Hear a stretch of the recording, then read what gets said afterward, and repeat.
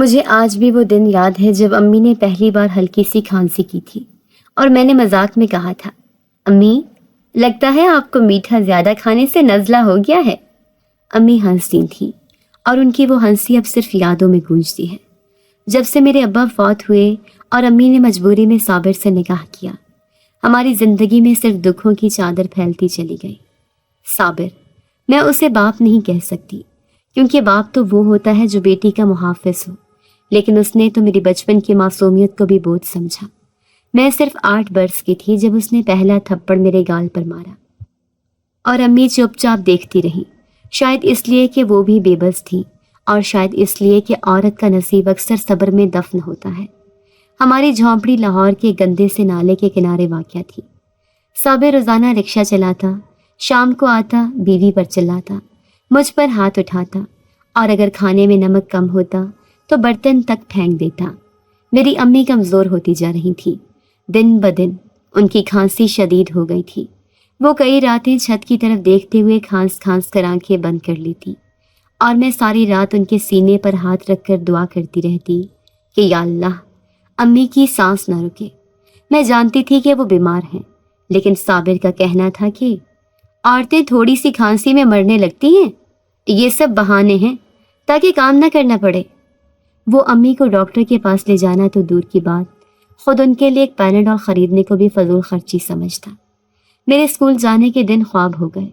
مجھے کلاس 5 میں اچانک اسکول سے نکال دیا گیا۔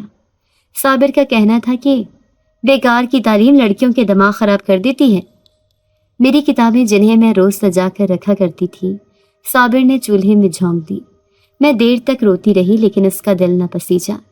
میرے ہاتھ میں سلائی آ گئی، اور میری انگلیاں جو کبھی قلم کی دوست تھیں اب سوئی کے کانے میں دھاگے ڈالنے میں الجھ گئیں۔ میں دن کے وقت ایک محلے دار بیگم صاحبہ کے ہاں صفائی کرتی، اور شام میں 2-3 گھروں میں برتن دھوتی۔ سلائی کا کام رات کو کرتی اور امی کی دوائی کی پرچیوں کو دیکھ کر خود دوا خانوں میں بھاگتی۔ مجھ جیسی 15 سالہ لڑکی کی دنیا میں نہ بچپن رہا، نہ کوئی خواب، بس صرف ضرورت کا قرض باقی رہ گیا۔ ایک دن امی کی حالت اتنی خراب ہوئی کہ ان کا سانس رکنے لگا۔ میں ننگے پیر بغیر دوپٹے کے محلے کے کلینک تک بھاگی، لیکن وہاں کہنے لگے، یہ تو ٹی بی ہے بچی، بڑا علاج لگے گا۔ میں دوائی کی پرچی لے کر گھر آئی تو صابر نے پرچی دیکھ کر کہا، یہ سب فضول خرچی ہے، مجھے یہ پیسہ شراب کے لیے دینا ہے، نہ کہ کسی مرنے والے کے علاج پر ضائع کرنا ہے۔ اس دن میری آنکھوں میں کچھ ٹوٹا، شاید صبر کا آخری کنارہ، مگر کیا کر سکتی تھی؟ امی کے لیے چپ رہنا سیکھ چکی تھی۔ رات کو اکثر جب امی سوتی تھیں، میں ان کے ہاتھ اپنے ہاتھوں میں لے کر دیکھتی۔ وہ ہاتھ جو کبھی میرے بال بناتے تھے، اب بے جان سے ہوتے جا رہے تھے۔ میں ان کے چہرے پر ہاتھ پھیرتی اور ان کے خشک ہونٹوں پر پانی لگاتی۔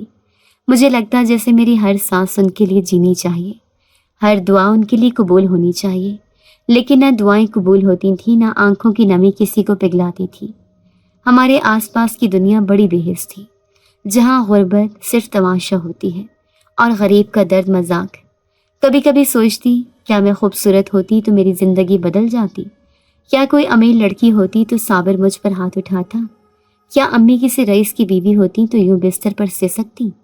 لیکن یہ سب سوال کسی گندے نالے کے کنارے پیدا ہونے والی لڑکی کے نصیب میں صرف سوچنے کی حد تک ہوتے ہیں، ان کے جواب کبھی نہیں ہوتے۔ میں نے اپنی زندگی کے ہر دن کو بوجھ کی طرح اٹھایا ہے، جیسے میرے کندھوں پر کوئی ایسا وزن ہے جو کبھی ہلکا نہیں ہوگا۔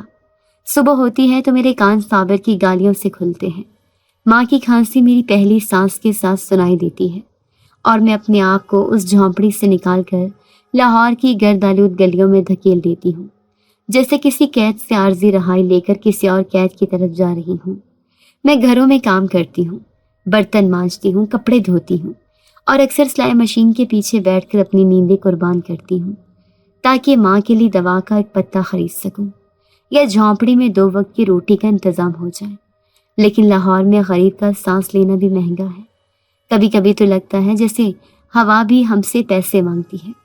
اسی طرح کے ایک دن جب میں ایک مالکن کے گھر سے برتن دھو کر نکلی تو سورج ڈھل رہا تھا۔ میرے پاؤں میں چپل نہیں تھی، صابر نے 2 دن پہلے مجھے مار مار کر پھاڑ دی تھی، اور میں ننگے پاؤں ہی بازار سے گزری۔ میری انگلیوں میں سلائی کی سوئی چبھ گئی تھی۔ صبح خون نکلا تھا، مگر کپڑے کی طرح میرے زخم بھی اب جلدی سوکھ جاتے ہیں۔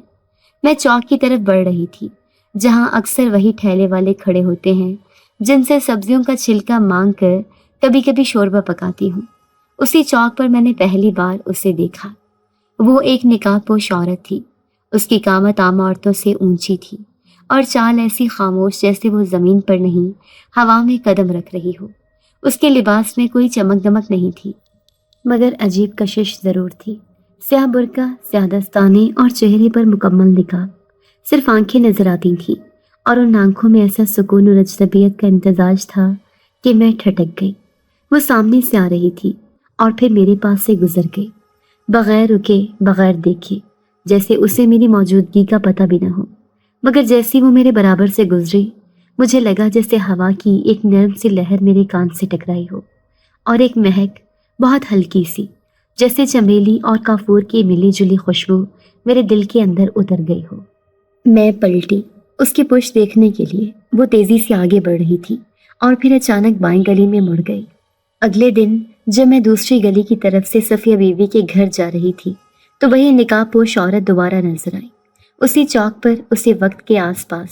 اس بار وہ ٹھہری نہیں، نہ میری طرف دیکھا، مگر میرا دل دھڑک اٹھا۔ میں نے خود سے کہا، یہ لاہور ہے، یہاں ہر طرح کے لوگ ہوتے ہیں، شاید کسی بڑی حویلی کی ملازمہ ہوگی۔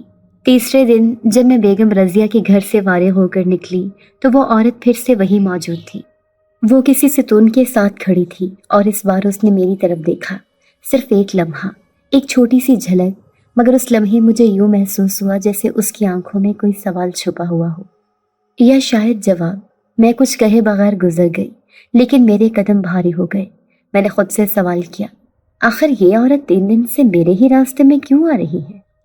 چوتھے دن جب میں بازار سے نمک لینے نکلی تب وہ عورت چوک پر نہیں تھی۔ میں نے دل میں سکون سا محسوس کیا، مگر ایک خالی پن بھی تھا، جیسے کسی اجنبی کا ہونا بھی اب میرے معمول کا حصہ بن چکا ہو۔ لیکن جب میں جھونپڑی کے قریب پہنچی تو مجھے دروازے پر ایک چھوٹا سا لفافہ پڑا ملا، سفید رنگ کا، بے نام۔ میں نے دھڑکتے دل سے لفافہ کھولا۔ اس میں صرف ایک لائن لکھی تھی، تو اس غلیظ جگہ سے بہت بہتر ہے بسمہ۔ میرا دل جیسے رک سا گیا۔ یہ جملہ کیسے لکھا؟ کس نے لکھا؟ کسی کو میرا نام کیسے پتا؟ میں نے نظریں اٹھا کر ارد گرد دیکھا، مگر کوئی نہیں تھا، نہ کوئی قدموں کی چاپ، نہ ہوا کی سرسراہٹ، صرف خاموشی اور میرے دل کی دھڑکن۔ اس دن میں رات بھر جاگتی رہی، ماں کی کھانسی، صابر کی گالیاں، سب کچھ پس منظر میں چلا گیا۔ میرے ذہن میں صرف ایک جملہ گونجتا رہا، تو اس جگہ سے بہتر ہے بسمہ۔ کیا واقعی؟ کیا کوئی دنیا ہے جو اس جھونپڑی سے باہر میرا انتظار کر رہی ہے؟ یا یہ بس کسی کا مذاق ہے؟ یا شاید کوئی خواب؟ مگر میں خوابوں پر یقین نہیں رکھتی۔ غریب کے خواب پیٹ کی بھوک میں جل جاتے ہیں۔ 5ویں دن صبح جب میں صفیہ بی بی کے گھر صفائی کے لیے گئی تو مجھے اندر داخل ہوتے ہی خوشبو محسوس ہوئی، وہی مہک جس نقاب پوش عورت کے پاس سے گزرنے پر محسوس ہوتی تھی۔ میں ٹھٹک گئی، مگر صفیہ بی بی نے مجھے کام میں لگا دیا۔ میں سوچتی رہی، کیا وہ عورت یہاں کی مہمان ہے یا کیا میں صرف وہم کا شکار ہوں؟ کام ختم کر کے جب میں گیٹ سے باہر نکلی تو سامنے گلی کے موڑ پر وہ کھڑی تھی۔ اس بار وہ صرف کھڑی نہیں تھی، اس نے ہاتھ اٹھا کر مجھے رکنے کا اشارہ کیا۔ میں ٹھٹک گئی، دل کی دھڑکن تیز ہو گئی۔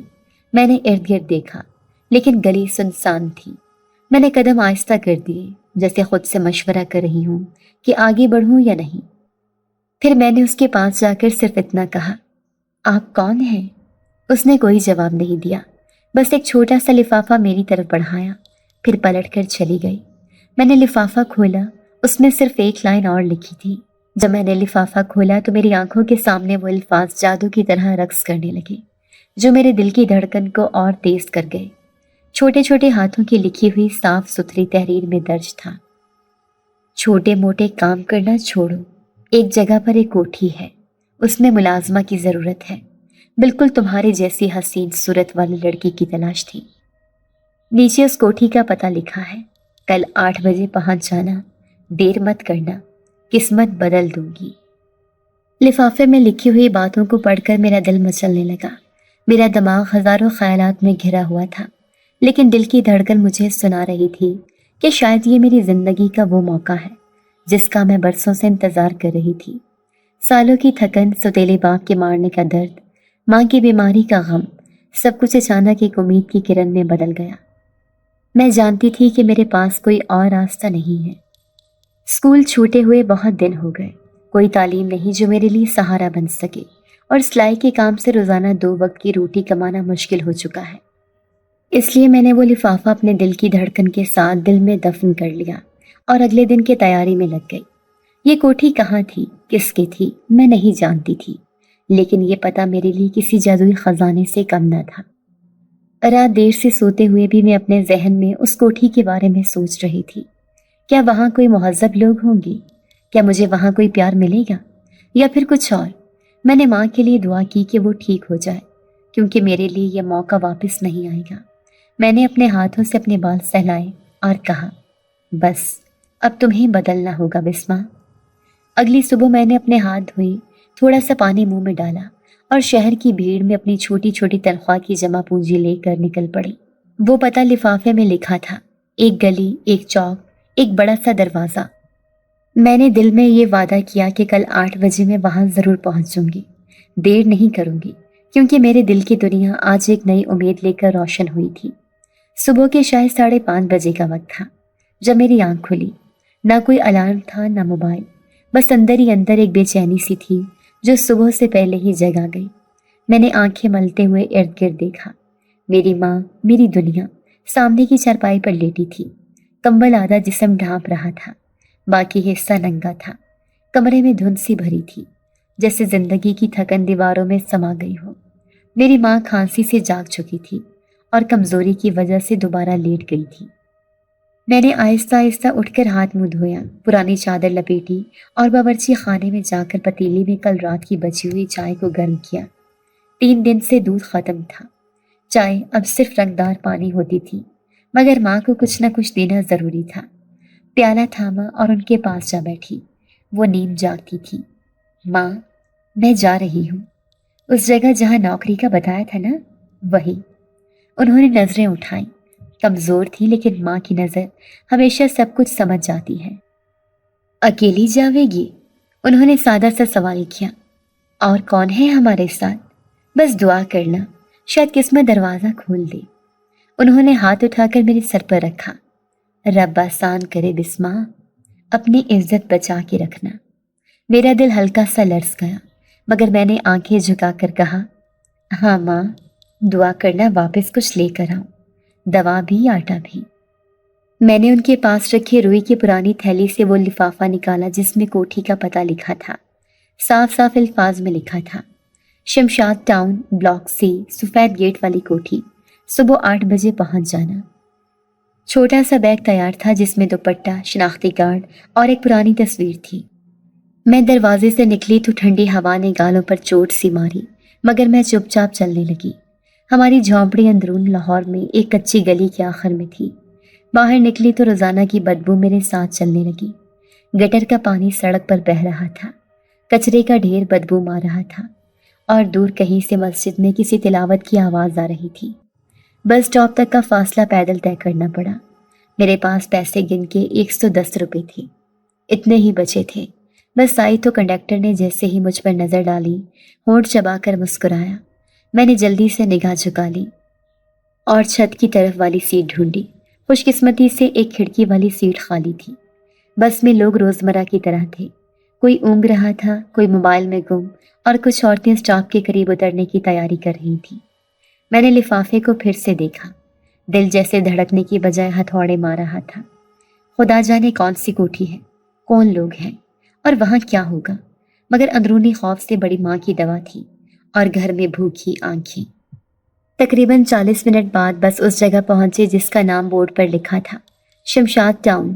یہ لاہور کا پوش علاقہ تھا، زمین پر مٹی کا نشان تک نہ تھا، ہر طرف صفائی، گارڈن اور بڑی گاڑیاں۔ میں نے اتر کر ارد گرد دیکھا، ہر گھر دوسرے سے بڑا اور صاف ستھرا تھا۔ سفید گیٹ والی کوٹھی تلاش کرنے میں 5 منٹ لگے۔ ایک گوشے میں وہ نظر آئی۔ گیٹ واقعی سفید تھا اور اس کے اوپر سونے کے رنگ میں نمبر لکھا تھا، سیٹ 33۔ میں نے دل تھام کے قدم آگے بڑھایا۔ سڑک پر خاموشی تھی، گیٹ کے ساتھ ایک چھوٹا سا انٹر کام لگا تھا۔ میں نے انگلی سے بٹن دبایا۔ کون؟ اندر سے ایک مردانہ آواز آئی۔ میں، بسمہ، مجھے نوکری کے لیے بلایا گیا تھا۔ چند لمحے خاموشی رہی، پھر گیٹ خود بخود کھل گیا۔ میرے قدم جیسے خود بخود اندر چلے گئے۔ اندر داخل ہوتے ہی ایک وسیع لان نظر آیا، صاف سبز گھاس، درمیان میں فوارہ، اور دائیں طرف کھڑا ایک سیکیورٹی والا مجھے غور سے دیکھ رہا تھا۔ اس نے کوئی بات نہیں کی، بس آنکھوں سے راستہ دکھایا۔ آگے بڑھی تو کوٹھی کے دروازے پر ایک نوکر کھڑا تھا، درمیانی عمر کا شخص، سلیقے سے تیار۔ اس نے کہا، آپ کو اندر چلنے کا کہا گیا ہے، بی بی جی انتظار کر رہی ہیں۔ بی بی جی؟ میرے ذہن میں ایک لمحے کو وہی نقاب پوش عورت آئی جس نے لفافہ دیا تھا، لیکن وہ اندر ہوگی یا کوئی اور؟ کچھ پتہ نہ تھا۔ دروازہ کھلا تو اندر ایک وسیع ہال تھا، زمین پر مہنگا فرش، چھت سے لٹکتا فانوس، دیواروں پر قیمتی تصویریں۔ میں نے زندگی میں کبھی اتنی نفاست اور خاموشی ساتھ نہیں دیکھی تھی۔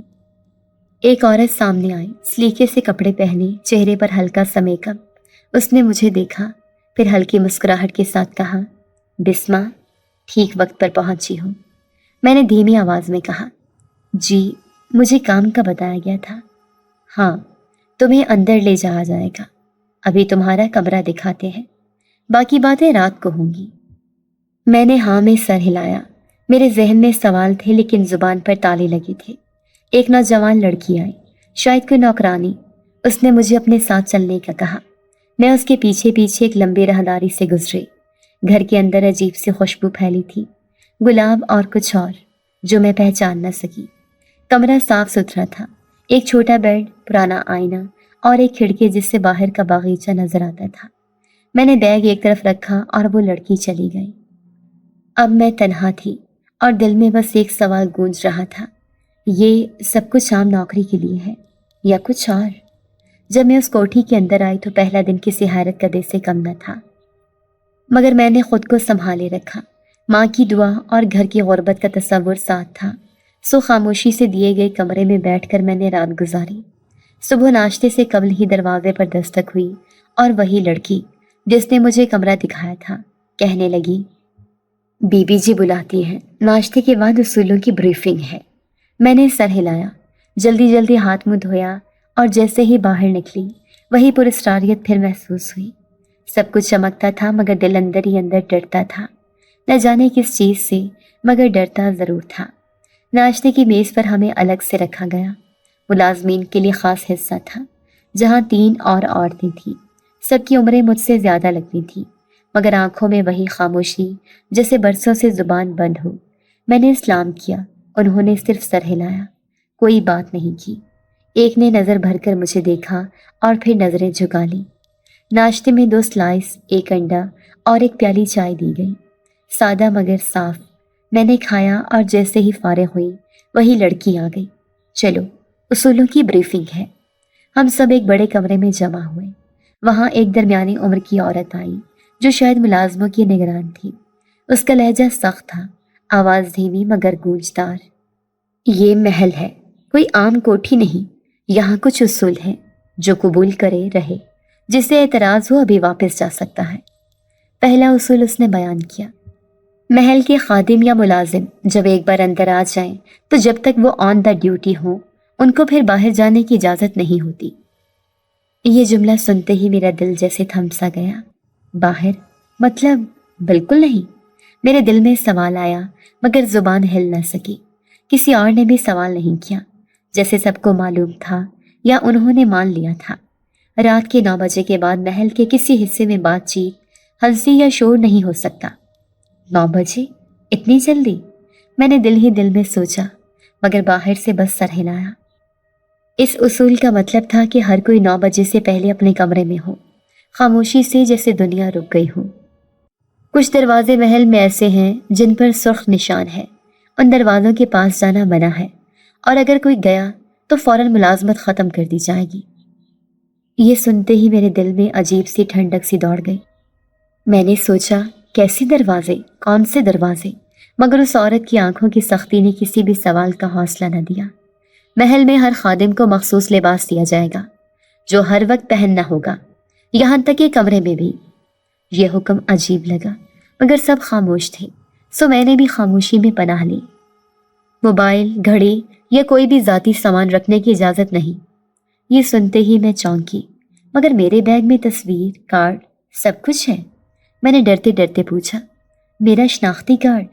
نگران عورت نے میری طرف دیکھا اور پہلی بار مسکرائی، ایک ایسی مسکراہٹ جو ہونٹوں پر تھی مگر آنکھوں میں نہیں۔ سب کچھ محفوظ کر دیا جائے گا، آپ جب چاہیں واپس جا سکتی ہیں، اگر واقعی جا سکیں۔ یہ جملہ بہت ہلکے سے کہا گیا مگر اس کا مطلب بہت گہرا تھا۔ اس کے بعد ہم سب کو سفید کپڑے دیے گئے، بالکل ایک جیسے، نہ کوئی رنگ نہ کوئی کڑھائی، بس سادہ سا لباس۔ اس میں ہماری شناخت چھپ جاتی تھی۔ اس دن شام تک مجھے صرف صفائی کا کام دیا گیا، وہ بھی صرف پہلے فلور تک۔ کمرے سب بند، دروازے بھاری، قالین اتنے نرم کہ پیر دب جاتے، اور دیواروں پر لٹکی تصویریں اتنی پرانی تھیں جیسے کئی صدیوں پرانی ہوں۔ جب رات 9 بجے کا وقت قریب آیا، نگران عورت خود آ کر سب کو ان کے کمروں میں لے گئی۔ اس نے کہا، یاد رکھو 9 بجے کے بعد کوئی باہر نظر نہ آئے، کیمرے ہر جگہ ہیں۔ میں نے کمرے میں آ کر دروازہ بند کیا۔ کھڑکی کے پردے ہلکے ہلکے ہل رہے تھے۔ باہر اندھیرا تھا مگر مکمل خاموشی نہیں۔ کہیں دور سے ہلکی سی موسیقی کی آواز آ رہی تھی، جیسے کوئی ریکارڈر پر پرانا سا گانا بج رہا ہو۔ میں بستر پر لیٹی پر نیند کہاں آنی تھی۔ دل میں ایک ہی سوال تھا، یہ سب کچھ، اتنی پابندیاں کیوں؟ مگر دل کے سوال کو کون سنتا ہے؟ اور یہاں تو زبان تک بند تھی۔ اگلے دن اور زیادہ اصولوں کا سامنا ہوا۔ کسی سے کوئی ذاتی سوال نہیں پوچھنا، نہ ان کے ماضی کا نہ رشتہ داری کا۔ یعنی یہاں پر کوئی اجنبی ہے اور کوئی اجنبی ہی رہے گا؟ یہ سوال میرے دماغ میں گونجا مگر میں خاموش رہی۔ ہر خادم کو مہینے میں ایک بار بی بی جی کے کمرے میں حاضری دینا ہوگی۔ یہ بات سب نے ایسے سنی جیسے کوئی مذہبی اصول ہو۔ کسی نے چہرہ نہیں بگاڑا، سب نے سر جھکا دیا۔ میں نے بھی سر جھکا دیا مگر اندر سے لرز گئی۔ بی بی جی؟ وہ کون ہے؟ وہی نقاب والی یا کوئی اور؟ ابھی تک میں نے اس کوٹھی کی اصل مالکن کو صحیح سے نہیں دیکھا تھا۔ جو خاتون پہلے دن ملی تھی وہ شاید نگران تھی یا شاید بی بی جی کی خاص نمائندہ۔ محل کے اندر گھنٹی بجتی تھی جو دن کا ہر لمحہ متعین کرتی تھی۔ صبح کی گھنٹی، کھانے کی گھنٹی، رات کی خاموشی کی گھنٹی، جیسے وقت یہاں اپنی مرضی سے نہیں گھنٹی کے تابع چلتا ہو۔ ایک اور بات جو میں نے محسوس کی، یہاں کوئی ہنستا نہیں تھا، کوئی مذاق نہیں، کوئی باتوں میں ہنسی نہیں، جیسے خوشی یہاں جرم ہو۔ سب چپ، سب خاموش، جیسے سب کو کوئی بہت بڑی سچائی معلوم ہو مگر زبان پر تالے ہوں۔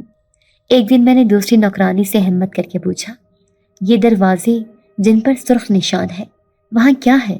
اس نے میری طرف دیکھا، چہرہ زرد سا ہو گیا جیسے میں نے گالی دے دی ہو۔ ایسا سوال مت کیا کرو، کچھ دروازے صرف بند رہنے کے لیے ہوتے ہیں۔ میں نے فوراً بات بدل دی لیکن دل میں سوال باقی رہا۔ جس دن میں نے محل کی چوتھی صبح دیکھی، سورج تو ویسا ہی طلوع ہوا تھا جیسے پہلی 3 صبحوں میں، مگر میرے دل میں ایک انجانی بے چینی تھی، جیسے آج کچھ غیر معمولی ہونے والا ہو۔ میں نے آج صبح جلدی اٹھ کر کمرے کی کھڑکی کھولی تو پہلی بار دھند کی بجائے نیلے آسمان کا عکس نظر آیا۔ میں نے آئینے میں جھانکا تو میرے چہرے پر روشنی کچھ زیادہ ہی چمک رہی تھی۔ شاید نیند پوری ہو گئی تھی، یا شاید وہ سکون کی جھلک تھی جو محل کی خاموشی نے دے دی تھی، یا شاید وہ سب کچھ جو میں خود بھی نہیں سمجھ پا رہی تھی۔ میری ماں ہمیشہ کہتی تھی، بسمہ، اللہ نے تمہیں ایسی آنکھیں دی ہیں جنہیں دیکھ کر لوگ خاموش ہو جاتے ہیں۔ تمہاری آنکھوں میں کوئی راز ہے، کوئی دعا ہے، یا شاید کوئی صدیوں پرانی کہانی۔ میں ہنس دیتی تھی، کہتی تھی، اماں یہ سب تمہارا پیار ہے۔ مگر محل میں آ کر مجھے پہلی بار محسوس ہوا کہ ماں شاید کچھ جانتی تھی۔ یہاں آنے کے بعد جب بھی میں گزرگاہوں سے گزرتی، نوکرانیوں کی نظریں مجھ پر ٹھہر جاتی۔ پہلے دن تو میں نے سمجھا کہ وہ نئی ہوں، شاید اسی لیے، مگر جب دن بیتتے گئے اور وہ نظریں کم ہونے کی بجائے اور گہری ہونے لگی تو دل میں وسوسے سر اٹھانے لگے۔ مخصوص صفائی والے گاؤن میں سر پر دوپٹہ لپیٹے اور چہرہ دھوپ سے بچاتی میں جو محل کے در و دیوار سے ٹکراتی تو اکثر محسوس ہوتا جیسے دیواریں بھی میری موجودگی نوٹ کر رہی ہوں۔ راہداریوں میں چلتے ہوئے خادمہ عورتوں کے بیچ سے گزرتی تو کچھ کی سرگوشیاں کانوں میں پڑتی، یہ نئی لڑکی کچھ زیادہ ہی حسین ہے نا، چہرہ تو جیسے چاند ہے، مگر یہاں نوکری کرنے آئی ہے، کہیں کوئی راز تو نہیں؟ ایسی باتیں صرف میرے پیچھے کی جاتی تھی۔ سامنے سب خاموش رہتے، چپ چاپ نظریں چراتے، مگر آنکھوں میں کچھ تھا جو کہا نہیں جا رہا تھا، حسد، بے چینی، یا شاید خوف کہ یہ چہرہ کہیں ان کی اپنی حیثیت کو نہ دھلا دے۔ میں نے خود سے عہد کیا تھا کہ خاموشی سے کام کروں گی، کسی سے بحث نہیں، کوئی دشمنی نہیں، مگر عورتوں کا دل کہاں مانتا ہے۔ جب بھی میں کسی کمرے میں جاتی تو اکثر میری موجودگی کو نظر انداز کیا جاتا، یا کسی نہ کسی کام پر مجھے یوں جھاڑ دیا جاتا جیسے میں کوئی خطا کار ہوں۔ سن رہی ہو یا بہری ہو؟ یہ برتن صاف کیے تھے؟ ایسے تو ہماری بوڑھی مائیں بھی نہ کرے۔ میرے کان سن ہو جاتے، مگر میں کچھ نہ کہتی، دل میں بس اتنا سوچتی، یہ ان کا دکھ ہے، ان کی پرانی نوکری کی تھکن ہے، یا پھر میری خاموشی سے چبھتی ہے انہیں میری خوبصورتی۔ میری خوبصورتی میرے لیے کبھی مسئلہ نہ تھی۔ گھر میں تھی تو اماں صدقے واری جاتی، ہر بار کہتی، بیٹی تو ہماری عزت ہے، کوئی تیرے در پر آئے گا، شہزادی بنا کر لے جائے گا۔ مگر اب احساس ہونے لگا کہ حسن صرف دعا نہیں، بعض جگہوں پر سزا بھی بن جاتا ہے۔ اور پھر وہ دن آیا جو میری زندگی کا رخ بدل گیا۔ دوپہر کے وقت مجھے حکم ملا کہ باغیچے کی صفائی کرنی ہے۔ یہ وہ حصہ تھا جہاں بڑے لوگ اکثر خود آتے تھے۔ محل کے سردار بھی کبھی کبھار ٹہلنے آتے، مگر میں نے انہیں کبھی دیکھا نہیں تھا۔ سنا صرف اتنا تھا کہ وہ وجیح ہیں، مغرور بھی، مگر حد درجہ باوقار۔ میں اپنے کام میں مصروف تھی، جھاڑو لگاتے لگاتے جھکے جھکے پتے سمیٹ رہی تھی کہ اچانک پیچھے سے کسی قدموں کی چاپ آئی۔ میں سیدھی ہوئی، دوپٹہ درست کیا اور پلٹنے ہی والی تھی کہ ایک گہری آواز سنائی دی، تم تو شہزادی جیسی حسین ہو، پھر ملازمہ کیوں بنی؟ میرے قدم جیسے زمین میں گڑ گئے، دل زور زور سے دھڑکنے لگا۔ میں نے پلٹ کر دیکھا اور پہلی بار محل کے سردار کو دیکھا۔ وہ واقعی باوقار تھے، لمبا قد، سانولا مگر چمکتا ہوا چہرہ، گہری آنکھیں اور لہجے میں عجیب سا سحر۔ ان کی نگاہ مجھ پر ٹھہری ہوئی تھی، مگر ان میں کوئی فحاشی نہیں تھی، بس سوال تھا، گہرا خالص سوال۔ میری زبان خشک ہو گئی، ہونٹوں پر کوئی لفظ نہ آیا۔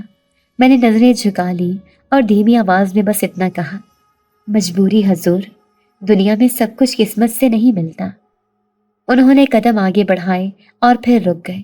شاید وہ میرے چہرے کے نیچے چھپی غربت کو دیکھ رہے تھے، یا شاید انہیں میری خاموشی کا وزن محسوس ہو گیا تھا۔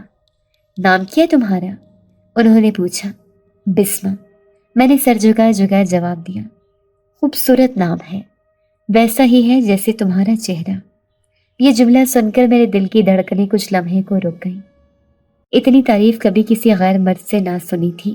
میں نے جلدی سے پلٹ کر صفائی میں لگنے کی کوشش کی، مگر دل نے ساتھ نہ دیا۔ ہاتھ کپ کپانے لگے اور ذہن میں ہر طرف شور تھا۔ جب وہ چلے گئے میں دیر تک وہاں کھڑی رہی، پھر ایک طرف بیٹھ گئی۔ دل سے ایک آہ نکلی، شہزادی جیسی؟ کیا واقعی، یا یہ صرف ایک لمحے کا تاثر تھا؟ شام کو جب میں کمروں میں واپس گئی تو وہاں موجود عورتوں نے مجھے کچھ ایسے انداز میں دیکھا جیسے میں کچھ چھین کر آئی ہوں۔ محل کے سردار نے تم سے بات کی؟ کیا کہا اس نے؟ میں نے کچھ نہ کہا، خاموشی اختیار کی، مگر میرے چہرے کا رنگ سب کچھ بول رہا تھا۔ اب ان عورتوں کی نظروں میں کھلی حسد تھی۔ مجھے چائے دینے والی لڑکی نے چپ چاپ میرا کپ ہٹایا، جیسے میرے ہاتھ لگے برتن نجس ہوں۔ ایک اور خادمہ نے میرا بستر بدل دیا اور کہا، یہاں سے ذرا دور سونا، تمہاری خوشبو کچھ زیادہ ہی تیز ہے۔ میں نے کچھ نہ کہا۔ اس رات بستر پر لیٹے لیٹے اماں کی بات یاد آئی، حسن جب مقدر کے ساتھ ہو تو نعمت ہے، ورنہ سوال بن جاتا ہے۔ اور میں خود سے سوال کرنے لگی، کیا یہ حسن میری آزمائش ہے یا میری نجات؟ سردار کا وہ ایک جملہ کیا کسی کہانی کا آغاز تھا یا محض ایک لمحاتی تعریف؟ اب محل کی فضا بدل چکی تھی، کچھ راز مجھ سے جڑنے لگے تھے، اور شاید میرا سکون اب ویسا نہ رہے جیسا پہلے دن تھا۔ جب محل کے سردار پہلی بار مجھ سے مخاطب ہوئے تو وہ ایک اتفاق لگا، مگر جب دوسرا دن آیا اور وہ دوبارہ اسی باغ میں آ کر مجھ سے بات کرنے لگی تو میرے دل میں کچھ ہلچل مچ گئی۔ وہ خاموش طبع تھے، مگر ان کی آنکھوں میں کچھ ایسا تھا جو مجھ سے زیادہ میرے دل سے بات کرتا تھا۔ میں ایک عام ملازمہ تھی، مگر ان کی نظروں میں جو چمک تھی اس نے میری سانسیں قید کر لی۔ آہستہ آہستہ وہ روزانہ میرے قریب آتے، مگر ایسے جیسے ہوا کسی پھول کو چھو کر گزرے، نہ غرور نہ حکمرانی، بلکہ ایک اجنبی سا خلوص۔ وہ مجھ سے میرے بچپن کے بارے میں پوچھتے، میرا گاؤں کہاں ہے، میرے والدین کا کیا کرتے تھے اور میری آنکھوں کی اداسی کیوں ہے؟ میں حیران ہوتی کہ ایک محل کا سردار جو درجنوں نوکروں کے درمیان رہتا ہے اتنی گہرائی سے میرے دکھوں کو کیوں محسوس کرنا چاہتا ہے؟ کیا صرف میری خوبصورتی وجہ تھی یا کچھ اور؟ ایک دن وہ مجھے محل کے پچھلے حصے کی طرف لے گئے، وہ جگہ جہاں عام نوکرانیوں کا جانا منع تھا۔ انہوں نے کہا، یہ باغ صرف خاص لوگوں کے لیے ہے اور تم خاص ہو۔ میرا دل لرز گیا۔ یہ جملہ، یہ لہجہ میرے اندر عجیب سی ہلچل پیدا کر گیا۔ باغ میں نایاب پھول کھلے تھے، فوارے سے پانی ایسے گر رہا تھا جیسے چاندنی زمین پر برس رہی ہو۔ پھر وہ مجھے محل کی قدیم لائبریری میں لے گئے، جہاں دیواروں پر پرانے بادشاہوں کی تصویریں تھیں اور لکڑی کے شیلفوں پر پرانی خوشبو سے بھیگی کتابیں۔ میں نے ان کی طرف دیکھا تو وہ مجھے دیکھ رہے تھے، آنکھوں میں وہی نرم جانی، وہی بے آواز جذبہ جو لفظوں میں نہ ڈھلتا تھا، نہ سمجھایا جا سکتا تھا۔ ہم دیر تک وہاں بیٹھے رہے، خاموش، صرف کتابوں کی سانسیں سنائی دیتی تھیں۔ اس دن کے بعد وہ مجھے روز بلاتے، کبھی قدیم ہال میں جو سنہری پردوں سے سجا تھا، اور کبھی محل کے شمالی دروازے کے پاس چھوٹے تالاب پر۔ وہ میری باتیں سنتے، مجھے اپنے بچپن کے قصے سناتے، اور میں آہستہ آہستہ ایک اندیکھی ڈور سے ان سے بندھتی جا رہی تھی۔ میرا دل جو کبھی صرف خاموشی میں پناہ لیتا تھا، اب ان کے ہونے سے دھڑکنے لگا تھا۔ مگر جیسے جیسے وہ میرے قریب آتے گئے، محل کی فضا میں کچھ بدلنے لگا، کچھ ایسا جو پہلے کبھی محسوس نہ ہوا تھا۔ پہلی بار جب میں نے رات کو چیخ سنی تو سمجھا کوئی خواب ہوگا۔ میں جاگ کر بیٹھ گئی، دل دھڑکنے لگا۔ صبح کسی سے ذکر نہ کیا، مگر جب اگلی رات پھر وہی چیخ، اور اس بار جیسے کوئی دیوار پر ناخن چلا رہا ہو، تو میرا دل کسی انجانے خوف سے کانپنے لگا۔ میں نے ساتھ والی خادمہ سے پوچھا تو وہ خاموش ہو گئی۔ صرف ایک لمحے کو اس کی آنکھوں میں خوف جھلکا، پھر وہ سر جھکا کر بولی، یہ پرانا محل ہے، یہاں آوازیں آتی ہیں۔ میں سمجھنے لگی تھی کہ کچھ چھپا ہوا ہے۔ پھر ایک صبح جب میں نے جھاڑو اٹھائی تو صوفیہ نامی خادمہ کہیں نہ ملی۔ وہ جو روز میرے ساتھ صفائی کرتی تھی اچانک غائب ہو گئی۔ پوچھنے پر سب نے کہا شاید وہ بھاگ گئی، مگر میں جانتی تھی وہ ایسی نہیں تھی۔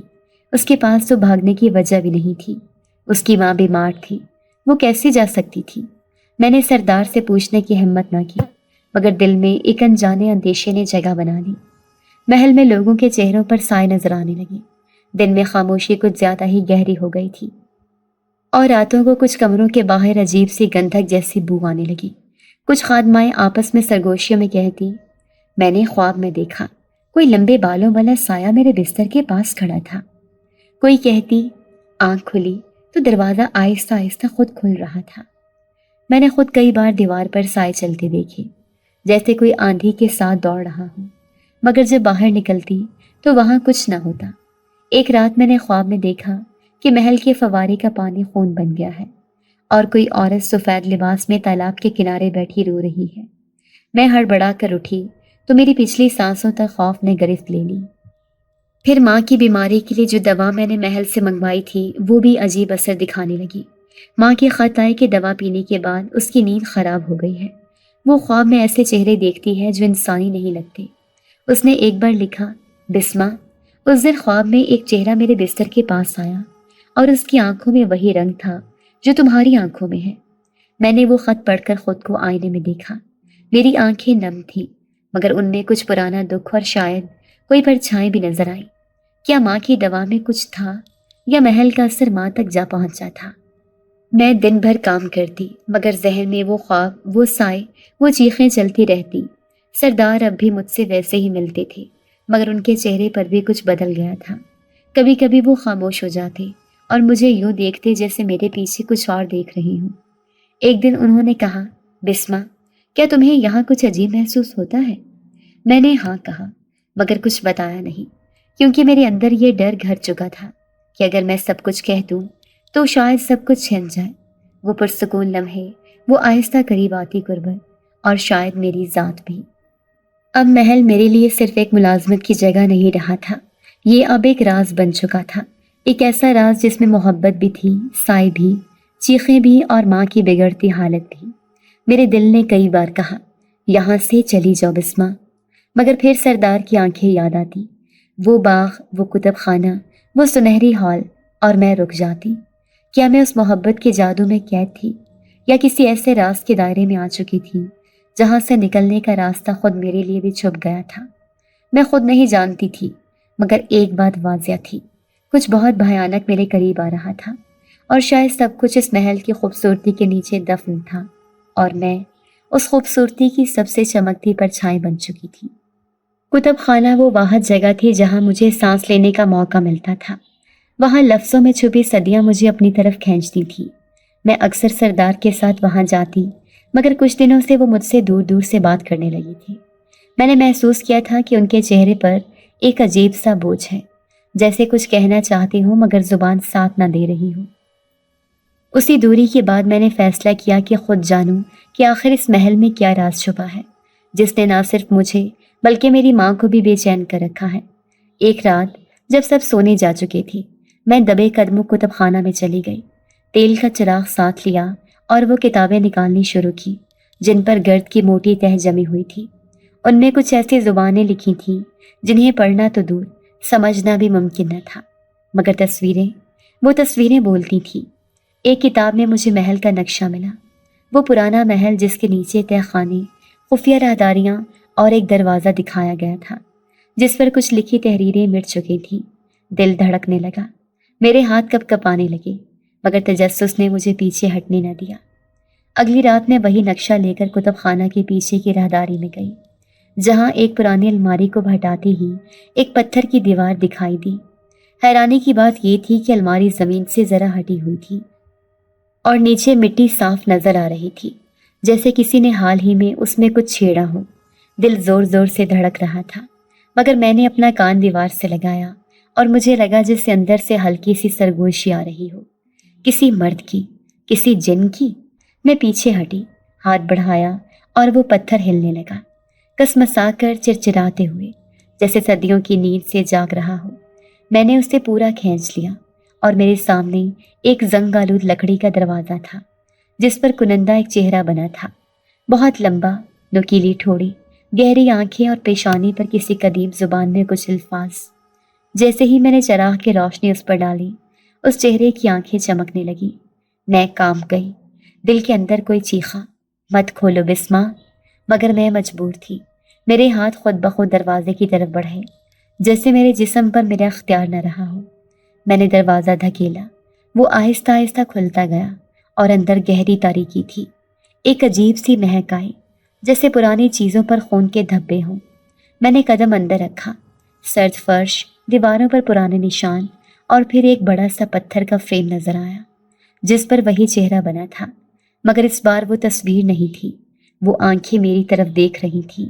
میں نے پیچھے ہٹنا چاہا مگر میرا وجود جیسے زمین میں دھنس گیا تھا۔ وہ چہرہ جیسے مجھ سے ہم کلام ہونے لگا۔ کوئی آواز میرے دماغ میں گونجنے لگی، تم وہی ہو نا جو ہمیں بھول گئی؟ میں چیخنا چاہی مگر آواز گلے میں ہی کہیں گھٹ گئی۔ میری آنکھوں کے سامنے سب دھندلا ہونے لگا اور جسم بے جان سا ہو کر فرش پر گر گیا۔ آخری لمحے میں مجھے یوں لگا جیسے وہ پتھر کا چہرہ مسکرا رہا تھا، نہ انسانی مسکراہٹ، نہ رحمت والی، بلکہ وہ مسکراہٹ جس میں صدیوں کی قید، غصہ اور انتقام چھپا ہو۔ میری سانسیں بند ہونے لگی اور میں بے ہوش ہو گئی۔ میں نے آنکھیں کھولی تو خود کو نرم مخملی بستر پر پایا۔ کمرے کی چھت بلند تھی جس پر سنہری نقوش بنے ہوئے تھے اور کونے کونے میں روشن کندیلیں جل رہی تھیں۔ روشنی اتنی مدھم تھی کہ آنکھوں کو چبھتی نہ تھی، بلکہ ایک خواب سا سما لگتا تھا۔ میرے جسم میں اب بھی سکت نہ تھی، جیسے صدیوں سوئی رہی ہوں، مگر ذہن جاگ رہا تھا، دھڑکنیں بے ترتیب تھیں۔ اچانک میرے بائیں جانب ہلکی سی آہٹ ہوئی۔ میں نے گردن موڑ کر دیکھا، وہی شخص، محل کا بڑا سردار، ایک سنجیدہ خاموشی کے ساتھ بیٹھا تھا۔ اس کی آنکھیں میری طرف نہیں بلکہ نیچے جھکی تھیں، جیسے وہ کچھ سوچ رہا ہو، کچھ چھپا رہا ہو۔ آپ نے مجھے وہاں سے نکالا؟ میری آواز مدھم تھر تھراتی ہوئی۔ وہ سر اٹھا کر میری آنکھوں میں دیکھنے لگا۔ اس کی نظریں اس لمحے کسی انسان کی نہیں، جیسے ان میں ایک صدیوں پرانی گہرائی ہو۔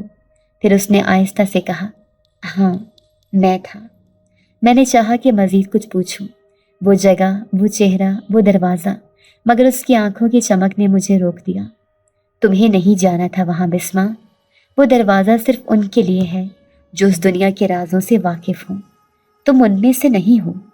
اس کے لہجے میں کوئی ناراضی نہ تھی، بلکہ ایک عجیب سی ملامت اور افسوس۔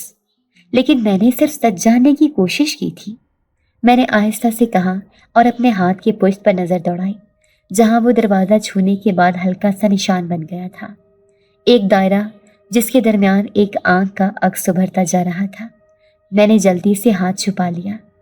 کچھ سچ انسانوں کے لیے نہیں ہوتے، اس نے کہا، اور کچھ سچ اگر معلوم ہو جائیں تو دل کی دھڑکن ہمیشہ کے لیے بدل جاتی ہے۔ کیا آپ انسان نہیں ہیں؟ یہ سوال میرے لبوں پر بغیر سوچے چڑھ گیا۔ سردار چند لمحے خاموش رہا، پھر ایک تھکی تھکی سانس لی، جیسے یہ سوال اس نے خود سے بھی کئی بار کیا ہو۔ نہیں۔ میرے رونگٹے کھڑے ہو گئے۔ میں نے آنکھیں جھکا لیں، مگر دل میں ایک اور سوال چنگاری بن کر اٹھا۔ تو آپ نے مجھے کیوں بچایا؟ اگر آپ واقعی ویسے ہیں جیسے وہ دروازہ بتاتا ہے، تو آپ مجھے وہاں چھوڑ بھی سکتے تھے۔ وہ اٹھ کر کھڑا ہو گیا اور آہستہ آہستہ کمرے میں چہل قدمی کرنے لگا۔ تم وہ نہیں ہو جو اتفاق سے یہاں آئی ہو بسمہ۔ تمہارا آنا، وہ لفافہ، وہ نقاب پوش عورت، سب کچھ پہلے سے طے تھا۔ تم صرف خادمہ نہیں ہو، تم میں کڑی ہو اس زنجیر کی جو بہت پہلے ٹوٹ گئی تھی۔ تم میں کچھ ہے جو اس محل کو بدل سکتا ہے۔ میرے دل میں ایک لہر سی دوڑ گئی۔ کیا مطلب؟ کیا چیز ہے میرے اندر؟ ابھی تم خود نہیں جانتی، اور جب جان لو گی تو مجھ سے نفرت کرو گی۔ اس کا لہجہ ٹوٹا، جیسے کوئی بھاری پتھر دل پر رکھ کر بات کر رہا ہو، اور پھر اچانک وہ میرے قریب آ گیا۔ اس کی آنکھیں میرے چہرے پر جمی تھیں، اور ایک ایسی بے بسی چھپی تھی ان میں جسے میں نے کبھی کسی بادشاہ میں نہیں دیکھی تھی۔ اگر تم میری دنیا کا سچ جان لو تو شاید تم یہاں کبھی قدم نہ رکھو۔ میری سانس جیسے تھم گئی۔ کیا وہ کوئی جن تھا؟ کیا وہ ہزاروں سال پرانا کوئی روحانی وجود تھا؟ کیا وہ انسانوں کی دنیا میں ایک پردہ اوڑھ کر آیا تھا؟ لیکن میری نظر اس کے ہاتھ پر گئی، جہاں ایک ہلکی نیلی روشنی جھلملا رہی تھی۔ وہی دائرہ جو میرے ہاتھ پر ابھرا تھا، اسی کا عکس اس کے ہاتھ پر بھی تھا، مگر مکمل، واضح اور چمکتا ہوا۔ یہ نشان آپ کے پاس بھی ہے؟ میں نے بے اختیار پوچھا۔ وہ خاموش رہا، پھر آہستہ سے کہا، یہ ہماری پہچان ہے، اور تم میں یہ ابھر آیا ہے۔ اب تم چاہو بھی تو اس سے الگ نہیں ہو سکتی۔ میں نے بے یقینی سے اس کی طرف دیکھا۔ تو کیا میں بھی؟ نہیں، تم انسان ہو، مگر تمہاری روح خاص ہے۔ تم میں وہ روشنی ہے جسے ہم نے صدیوں سے تلاش کیا، جو ہمارے قبیلے کو نجات دے سکتی ہے، یا فنا۔ تمہاری مرضی، پر سب کچھ منحصر ہے۔ میرا دماغ چکرانے لگا، سب کچھ خواب لگنے لگا۔ وہ محل، وہ چیخیں، وہ دروازہ، وہ خادمہ جو غائب ہوئی، اور اب یہ مرد جو بظاہر محل کا سردار ہے مگر اندر سے کسی اور جہان کا باسی ہے۔ اور اس سب کے بیچ میرا دل، وہ دھڑکنے لگا تھا اس کے لیے۔ اس کی قربت، اس کی خاموشی، اس کے زخم، سب میرے دل کے اندر تک اتر گئے تھے، مگر اب ایک خوفناک پردہ ہمارے درمیان تن چکا تھا۔ میں چاہ کر بھی اسے اپنے جیسا نہیں سمجھ سکتی تھی، نہ خود کو اس جیسا۔